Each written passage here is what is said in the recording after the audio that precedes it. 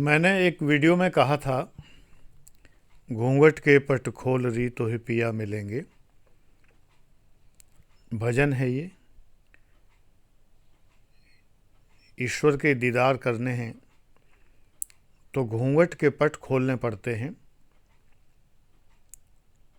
यानी हमें अपने ज्ञान चक्षुओं पर जो अज्ञान का अंधकार पड़ा हुआ है, पर्दा पड़ा हुआ है। पर्दा अंधकार होता है, पर्दा ही तो अंधकार उत्पन्न करता है। आँख के पर्दे बंद हो जाते हैं, पलकें बंद कर लेते हैं तो अंधकार हो जाता है। अंधकार क्रिएट नहीं होता कभी। प्रकाश की अनुपस्थिति अंधकार है। प्रकाश को हम आने से रोक देते हैं तो अंधेरा होता है। अगर अंधेरा उत्पन्न हो सकता तो वैज्ञानिक ऐसा बल्ब ज़रूर बना लेते जिसे जलाते ही, ऑन करते ही अंधेरा हो जाता। ऐसा कोई बल्ब नहीं होता। ब्लैक होल निर्मित नहीं किया जा सकता कि जो प्रकाश को सोख ले। तो घूंघट के पट खोल रे, यानी कि जो अंधकार का पर्दा पड़ा हुआ है, उस घूंघट को उठाना है, तभी पिया मिलेंगे। यानी कि जो मनचाही वस्तु है वो हमें मिलेगी। इस संसार में बहुत सारी मनचाही वस्तुएं होती हैं, लेकिन हमें नहीं मिल पाती। कारण क्या है? बस एक बात सुन लो। सीधी सीधी बात बताता हूँ, सद्गुरु तो हूँ नहीं कि जो पूरा वीडियो देखने पर भी कुछ भी पता ही ना चले। ना मैं आचार्य हूँ कोई कि जो केवल ये बताएं कि मन में झांको, लेकिन कैसे झांको ये ना बताएं। सीधी बात करता हूँ, छोटा आदमी हूँ, बड़े बड़े लोगों के मुकाबले कुछ भी नहीं हूँ, इसलिए सीधी बात करता हूँ। अलीगढ़ में जनकपुरी में पानी की टंकी के नीचे एक हलवाई बैठा करता था, हो सकता अब भी हो। 2 किलो मिठाई बनाता था, लेकिन बहुत स्वादिष्ट बनाता था।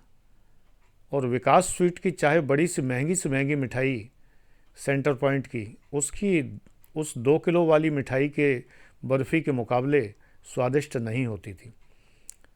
तो बेटे, अगर सच्चा स्वाद लेना है तो मेरी बात सुना करो। ये 2 किलो वाला ही हलवाई है, नामचीन नहीं है। सिद्ध तो है लेकिन प्रसिद्ध नहीं है ये व्यक्ति।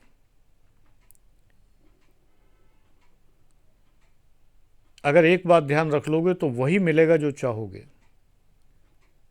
निश्चित रूप से। आप जिस वक्त एक बर्तन में पानी ले जा रहे हो, मान लो घर में पानी का मोटर ख़राब हो गया, अभी हाल ही मेरे यहाँ हो गया था। पानी का मोटर पंप ख़राब हो गया है और पड़ोस के पार्क में से आपको एक हैंडपम्प से एक बाल्टी पानी लाना है। वहाँ से लेके आए। ड्राइंग रूम में कारपेट बिछा हुआ है, बाल्टी भरे हुए पानी आप उस कारपेट पर चल रहे हैं, तो सारा ध्यान किस पे होगा? पानी छलक ना जाए, नहीं ये कारपेट ख़राब हो जाएगा। यही कारपेट हमारा जीवन है, ये ख़राब न हो जाए। चुनरी संभाल गोरी उड़ी चली जाए रे, मार ना दे डंक कहीं नज़र कोई हाय। तमाम गानों के श्रृंगारिक अर्थ भी हैं और आध्यात्मिक अर्थ भी हैं। उस बाल्टी को लेकर इस तरह चलना है कि छलक न जाए। सारा ध्यान उस पर। कोई कह रहा है कि वो न्यूज़ सुनी तुमने, रुक जाओ भाई, मैं ज़रा बाल्टी लेके आ रहा हूँ अभी, ये छलक ना जाए कहीं। किसी ने कहा ये, नहीं नहीं रुको रुको एक मिनट, मैं ले आऊँ इसको पहले। किसी ने कहा वो बच्चा कह रहा है पापा शाम को घूमने, हाँ चलेंगे चलेंगे, लेकिन अभी एक मिनट मुझे ज़रा ड्राइंग रूम क्रॉस कर लेने दो। ये जीवन उसी कारपेट बिछे हुए ड्राइंग रूम की तरह है जिसे हम क्रॉस कर रहे हैं। इस जीवन को हमें बड़े संभाल के जीना है। नहीं तो लागा चुनरी में दाग, मिटाऊं कैसे। इरिवर्सिबल प्रोसेस है, स्पॉन्टेनियस प्रोसेस है। चुनरी में दाग लगा तो लग गया, फिर तो आखिर में बस यही गाना होगा, बाबुल मेरो नैहर छूटो ही जाए। हंस का जो मरते समय का गान होता है, स्वान सॉन्ग जिसे कहते हैं, मैंने एक बार एक वीडियो बनाया भी था उस पर भावुक होके। तो जो हंस का मृत्यु गीत होता है, शोक गीत होता है, जो वो मरते समय गाता है, इस संसार में सारे व्यक्ति मरते समय एक ही बात सोचते हैं कि हाय मैंने ये कर पाया होता, काश मैं वो कर पाया होता, काश मैंने ये ना किया होता, काश मैंने वो ना किया होता। मृत्यु के समय ये काश का खेल चलता है। लेकिन जो लोग अपना जीवन संभाल के जीते हैं वो बिल्कुल निर्द्वंद रहते हैं, आनंद से रहते हैं और इंतज़ार करते हैं और भगवान को बुलाते हैं कि आना, और भगवान हे कृष्ण अकेले मत आना, राधा को साथ लाना। एक भजन है ना इस तरह का, सुना होगा, लाइनें अभी मुझे याद नहीं आ रही, लेकिन उसकी एक लाइन है। तो फिर वो इंतज़ार करते हैं ईश्वर का, वो पश्चाताप नहीं करते। हिंदू धर्म में रिपेंटिंग नहीं है, हिंदू धर्म में पश्चाताप नहीं है, हिंदू धर्म में क्षमावाणी नहीं है, क्योंकि हम शुरू से कहा जाता है कि ऐसा काम ही ना करो कि क्षमा मांगनी पड़े। अगर जीवन में कई काम ऐसे हो गए, कहो अनजाने में हो जाते हो, नहीं।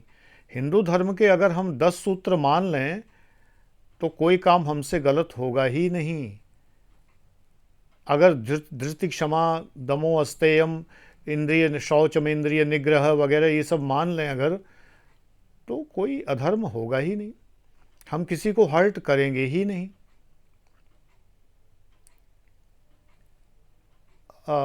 हर्ट करना हिंसा मनसा वाचा कर्मणा होती है, जाने अनजाने होती है।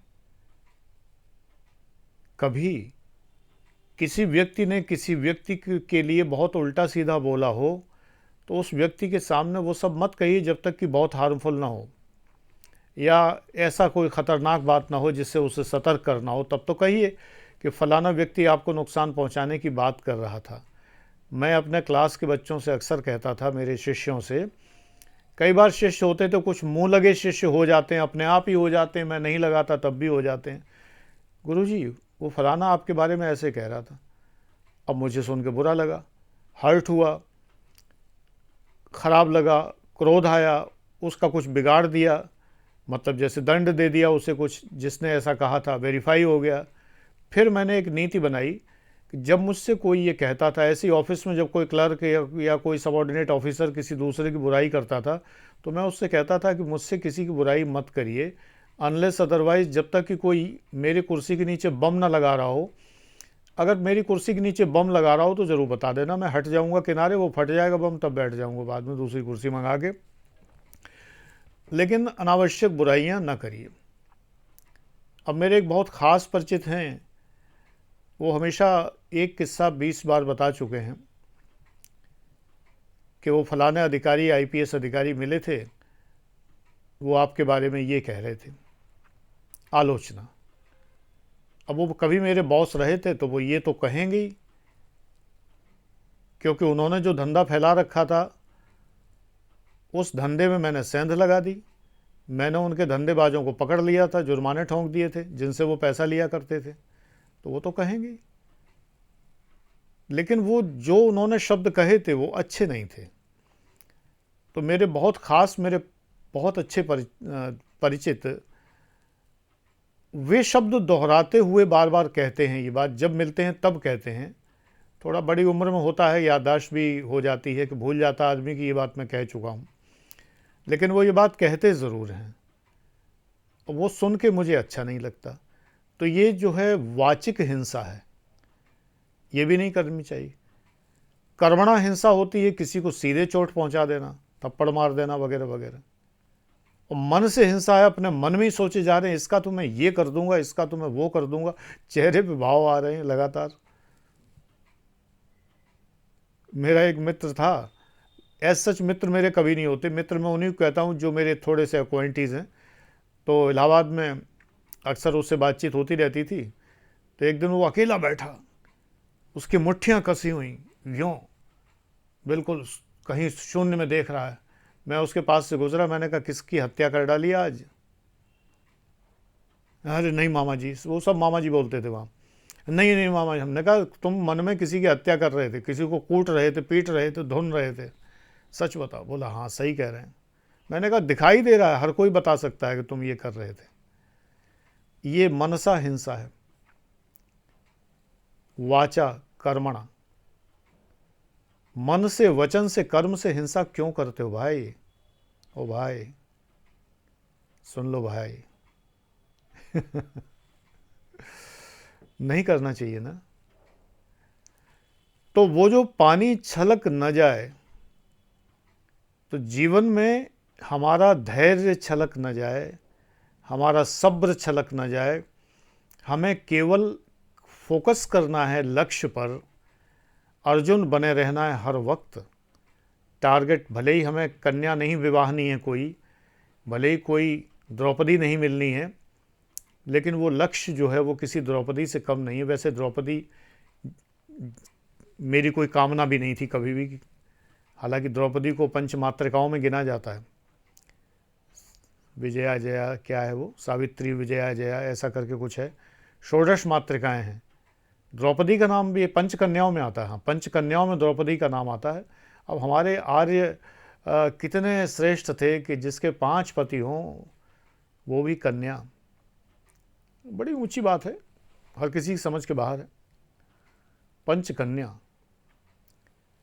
तो ठीक है भाई, होगी। मुझे तो खैर पता है, उसका रीज़न भी पता है, बट मैं अभी फ़िलहाल बताने नहीं जा रहा, ना यहाँ ना P2 बैच में। ज़रूरत नहीं समझ रहा। ज़रूरत इस बात की समझ रहा हूँ कि आपको लक्ष्य से भटकाने वाले बहुत लोग हैं, मत भटकिए। God bless you.